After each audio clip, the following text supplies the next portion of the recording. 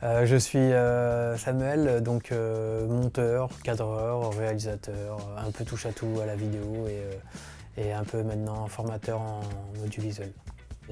J'ai fondé avec Aurélie et Anne-Lise l'association Café Prod en 2014.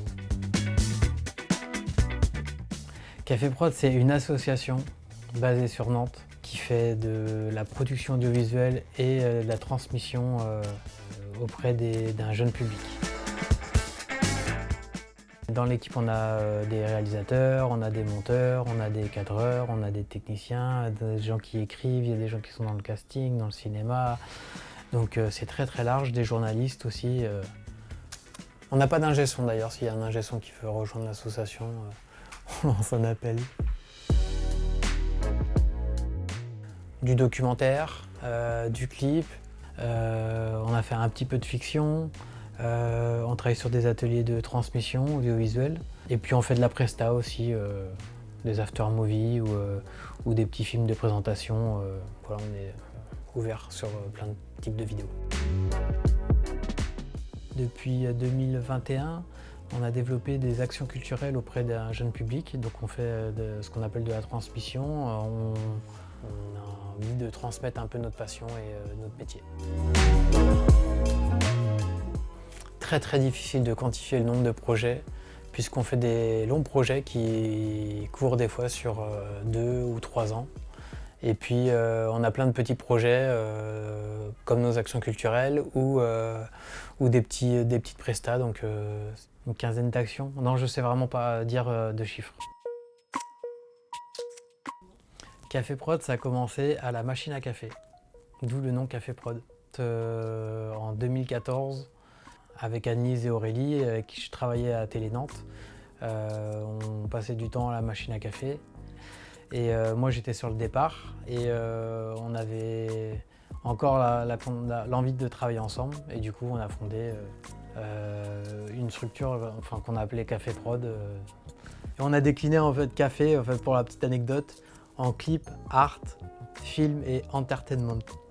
Donc voilà, ça c'est un peu un truc qu'on n'a jamais vraiment utilisé, mais en gros, café voulait dire, avait une signification aussi derrière.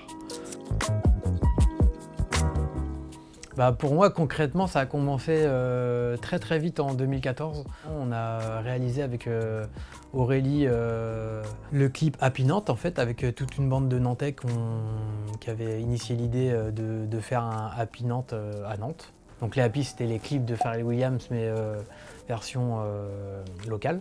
Et du coup, on s'était lancé dans l'idée avec Aurélie de faire ça, de se mettre sur ce projet-là. Et c'était une super expérience, c'était vachement bien. On avait rencontré plein de monde et tout, c'était super cool. Et je pense que c'était vraiment le démarrage de Café Prod.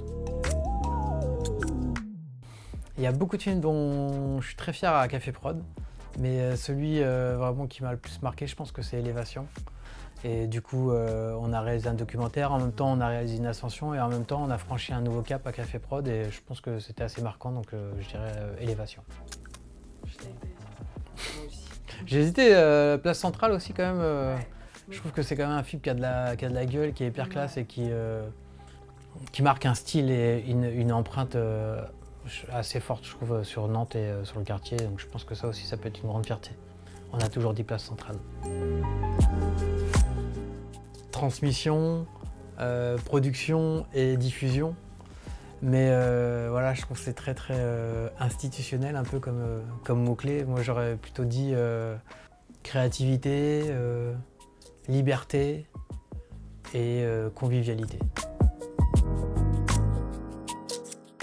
Bah, happy, hein, en vrai. Même si ça va énerver tout le monde, en vrai, happy, on est content d'être là. Et vu que c'était un peu la musique qui a démarré l'assaut, on m'a même offert le vinyle. Mais en gros, voilà, une anecdote. Alors, on était au Népal et on a fait l'ascension au Népal. Donc on était jusqu'au sommet où on devait aller. C'était à 4200 mètres, je crois. Et puis, moi, je suis resté un jour de plus parce que je devais redescendre en hélicoptère. Et donc, le jour où je suis remonté encore une fois, j'ai fait des plans du haut en attendant l'hélicoptère. Et en redescendant, je ne retrouvais plus la carte mémoire. Et en gros, j'avais perdu la carte mémoire dans la neige en haut à 4200 mètres. Mais par, je ne sais pas quel hasard, il y a le Sherpa qui avait trouvé la carte et qui l'a redescendu, il ne savait pas ce que c'était, et il l'a redonné à notre guide et qui l'a donné à Karim. Et Karim, il m'a appelé 2 jours après pour me dire, mais en fait, on a retrouvé la carte. Et c'était vraiment hyper dur de se dire, pendant 2 jours, j'ai pleuré de me dire que j'ai perdu la carte, et puis finalement, on l'a retrouvée. C'était un peu un petit miracle. Donc voilà, c'était une anecdote qui a quand même pas mal marqué sur ce film-là.